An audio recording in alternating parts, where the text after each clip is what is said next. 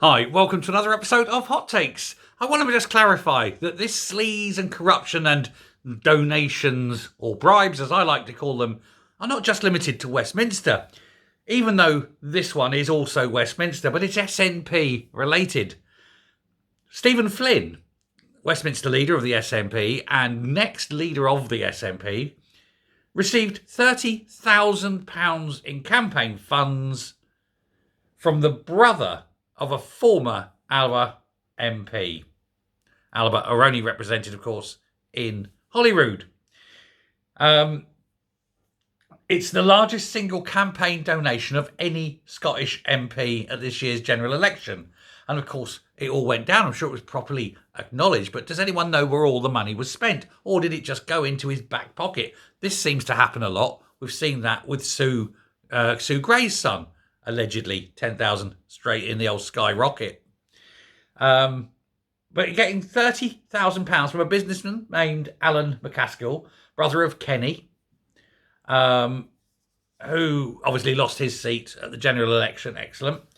Now he won. He won. He got his seat in Aberdeen. You wonder why. You wonder why the people of Aberdeen would vote for a party determined to make Aberdeen a third world shithole filled with unemployment, misery, poverty, and people who aren't Scottish.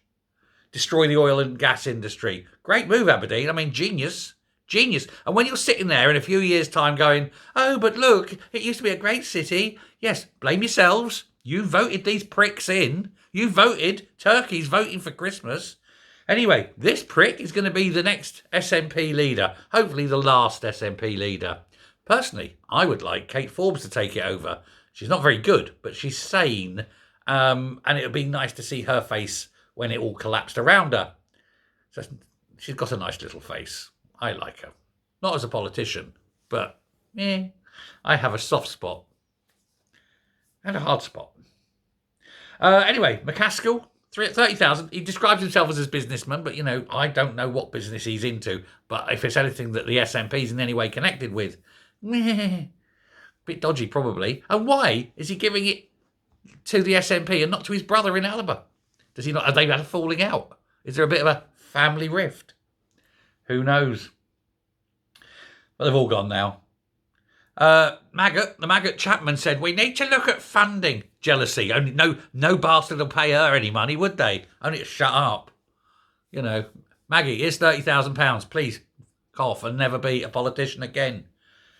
But we need to have a look at how things are funded. The Greens actually want taxpayer funding for all political parties, as in everything. No, I don't believe any taxpayer funding should go at all. If a party can't stand on its own 2 feet by its own members paying for it, it doesn't deserve to exist. Why should the taxpayer fund these people? They're all mental. They're all working against us. There's hardly a politician there. There's one or two that I respect. Very few. I think if you look between Holyrood and Westminster, there's probably half a dozen, maybe at most, that I actually like and respect. That's it. Out of what? Nearly 900 all in? Nah, don't think so. Don't think so at all. But there we go. They all have to sit there, dipping their hand in the pocket, seeing what they can greedily grasp. And Beryl is no different. Thanks very much. Let me know what you think. Speak soon. Goodbye.